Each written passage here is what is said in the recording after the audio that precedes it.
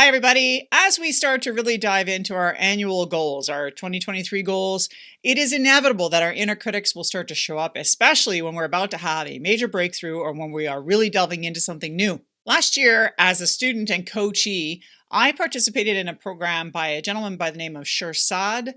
He leads a program called Positive Intelligence and helped me to become aware of my top saboteurs.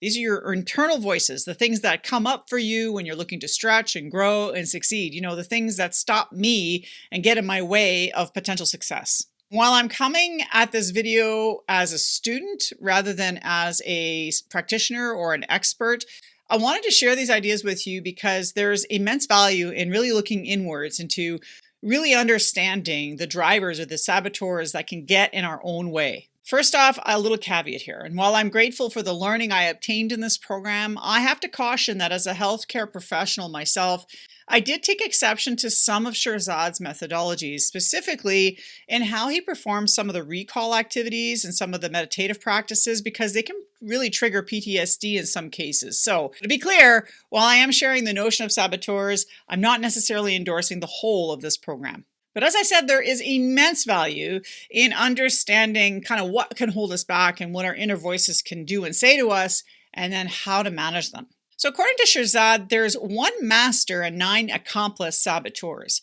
I'll briefly outline them to you in this video so that you can start to see which ones might be affecting you. I can tell you how I'm dealing with them in my own life and where to go if you want to do a self-assessment and learn more about Shirzad's work for yourself. I'll be quoting a lot of his language, so please know that the bulk of the information I'm sharing today can be found in his assessment tools, and there's a web link down below for his program if that's something you're interested in. So buckle up, because here we go.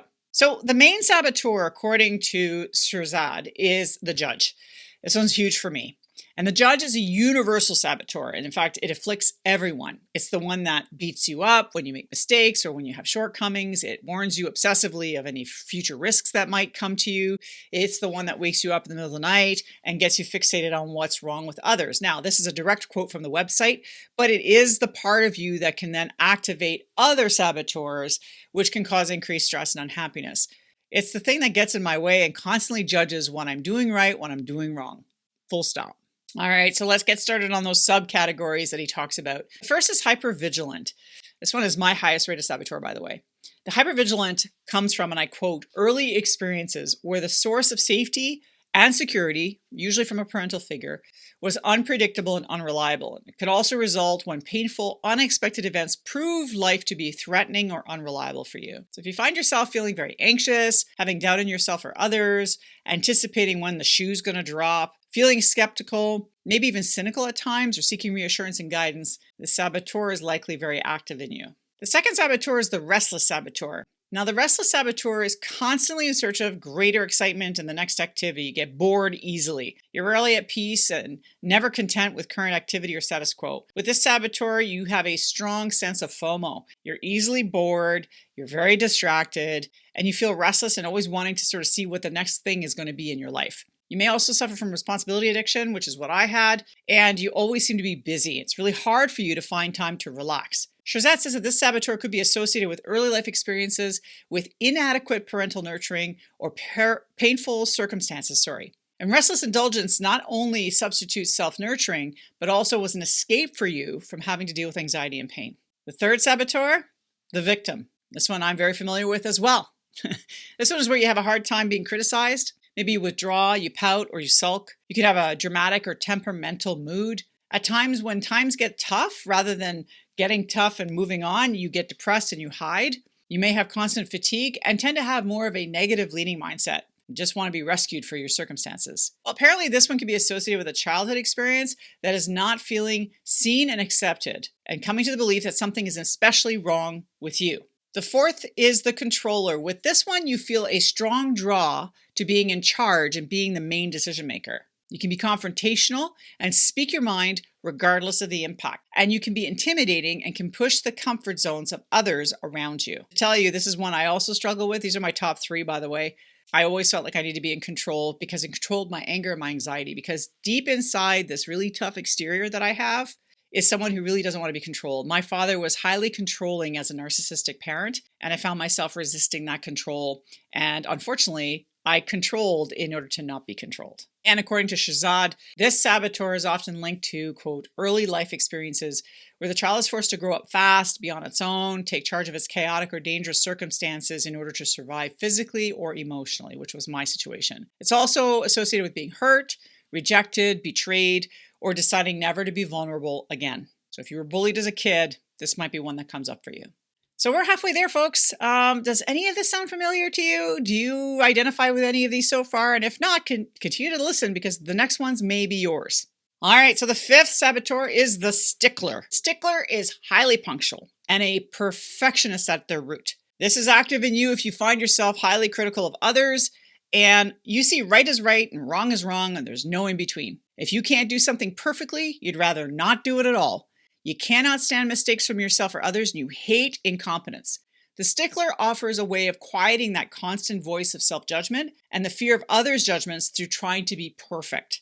Shirzad talks about having generated a sense of order in the middle of a chaotic family dynamic or earned acceptance and attention from emotionally distant or demanding parents by standing out as the unreproachable perfect kid. The sixth saboteur is the hyper-rational one. With this one, your rational mind is where it's at. You see feelings as either a complete distraction or completely irrelevant. You value knowledge, insights, and data over feelings, and your sense of self-worth is linked to your mastery of knowledge and competencies. You're super private, and you have really difficult time sharing those deeper feelings with others. Others may perceive you as cold and distant, intellectually arrogant. If this is an active saboteur for you, you likely use this as a strong survival strategy in early childhood circumstances of emotional turmoil or a chaotic surroundings. And the escape into the neat and orderly rational mind generates a sense of security or a sense of intellectual superiority over others. The seventh is the hyperachiever. If active in you, your sense of self is highly dependent on performance and achievement. You have an external focus for your success and may have workaholic tendencies. You're not one to dwell on feelings for too long because, again, you find these to be distracting to achieving your goals. You may fear intimacy and vulnerability.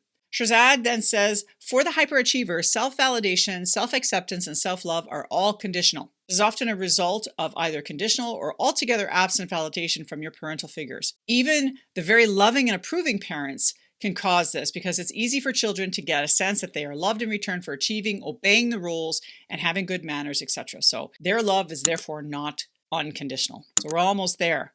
You finding this interesting so far? If so, give this a like. I'd really love to hear your comments down below. All right, so the eighth saboteur is the avoider, also known as the happy, shiny person in the office. You know, this is the person who focuses on the positive and the pleasant in almost an extreme way to avoid difficult and unpleasant tasks and conflicts. This saboteur will keep you from facing life's realities and dealing with things that come up to you head on. It enables the head in the sand I like to call the ostrich factor. Shirzad goes on to say, avoider could rise from both happy and difficult childhoods.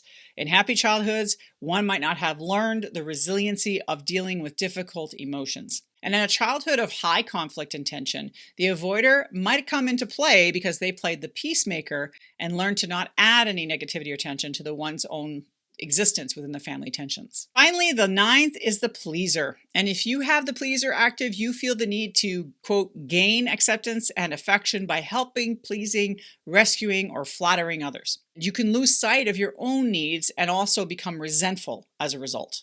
You have a strong need to be liked and accepted by others. You are bothered when you go unnoticed, especially after some efforts, and you need frequent reassurance, have a hard time expressing your needs openly or directly. You see the expression of your desires as being selfish. And while you feel resentment when you're taken advantage of, you also have a hard time facing those that actually did that. Shirzad goes on to share that the pleaser tries to earn attention and acceptance through helping others. This is an indirect attempt to have one's emotional needs met. It's fed by two original assumptions that are picked up in childhood. The first is that you must put others' needs ahead of your own. And that the other is that in order for love and affection to be given back to you, you must earn it and not be simply worthy of it. That's huge. So before I go into how I manage this, Shirzad has an app and a 6-week program online to help improve your mental fitness when it comes to these saboteurs and how to connect with your sage. Personally, I have not continued with his methodologies, but I can tell you that there are a few things that I've continued thanks to my participation in this program. I'm going to share this with you right now. The key is that These saboteurs come up when you're feeling either fear or insecurity, and they're trying to dissuade you from continuing on because they were there as protective mechanisms as a child. Unfortunately, as an adult, they no longer serve you. So I had to figure out a way to get past these. In other words, I had to learn to self-coach. So I asked myself these questions. What about this situation is activating the saboteur right now? What am I most afraid of? And what is my truth? What is my inner truth? I know that in the program they teach you this, but I've always been a believer that the sage or God or the universe or whatever you want to call it talks to us in whispers. Unfortunately, these saboteurs have very loud voices. So the key to letting your sage, your inner wisdom come through is to quiet the mind and to shut down those loud voices. So how do you do it? Well, my exercise is to acknowledge, yes, I see you.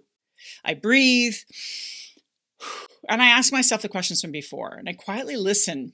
And the first responses that come to mind are usually the right ones. And if I can, I'll jot down a few notes so that I can keep it for myself for later. To move myself out of that state of mind, I will ask myself the question, what is one tangible thing right now that can help me move beyond this saboteur's untruth? Because it is untrue. Half the time, fear has its value, it has its reason for being, but a lot of times when these saboteurs shows up, it's because there's an insecurity within you that hasn't been healed or hasn't been sorted out. And it doesn't mean you have to heal everything at once, but you do need to honor it, recognize it, know that it no longer has a place for you now, and it's time for you to start thinking about how you're going to move yourself beyond it. When I first started doing this, I tapped into a meditative process that has me looking into the future or connecting with my future inner wisdom. And while that might seem woo-woo and very out there, I did create a meditation based on a meditation practice that I borrowed from an author that you can click on at the end of this video that helps you connect with your future self or your inner self or your sage. When I can't quiet my mind during the day, I will often do that